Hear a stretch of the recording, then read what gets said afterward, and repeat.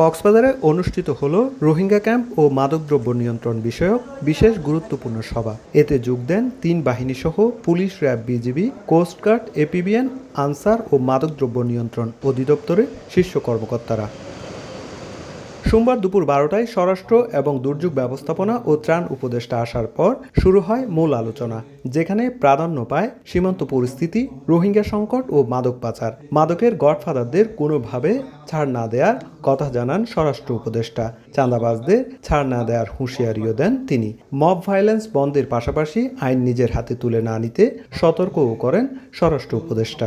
চাঁদাবাজি বন্ধে সরকার কঠোর অবস্থান নিয়েছে। যে চাঁদাবাজি যে পরিচয় তার হোক না কেন, সে যত উচ্চ লেভেলের হোক না কেন, কাউকে ছাড় দেওয়া হবে না। জনগণ সরব হলে কিন্তু আর মব ভায়োলেন্স হবে না। জনগণ সরব হলে তো জনগণই মব ভায়োলেন্স বন্ধ করে দিবে। মব ভায়োলেন্স কোনো অবস্থায় গ্রহণযোগ্য নয়।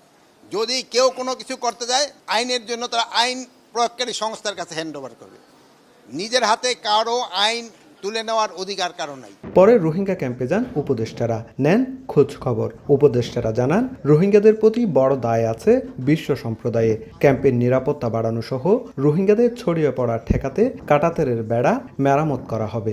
এতকাল ধরে যেটা হয়ে আসছে, চলে আসছে, আমরা তো সেখান থেকে যদি খাবার কমে যায় তাহলে তো একটা সংকট সৃষ্টি হবে। এই সংকট তো একা বাংলাদেশের বহন করার কথা না, সবাইকে মিলেই করতে হবে। বিদেশিদের যারা ডোনার এজেন্সিস আছে, কান্ট্রিজ আছে, তারা কনসার্ন এখানে। এটা তো অমানবিক হবে না। যে এখানে যে আগে তো ফেন্সিংটা ছিল, এটা তো নষ্ট হয়ে গেছে। এখন আমরা নেক্সট মিটিংয়ে বসে আমরা এই ফেন্সিংটা কিভাবে করা যায় এবং এই ক্যাম্পের সিকিউরিটি কিভাবে বাড়ানো যায়, এইগুলি ব্যাপারে আমরা আলাপ করে একটা সিদ্ধান্ত দেব।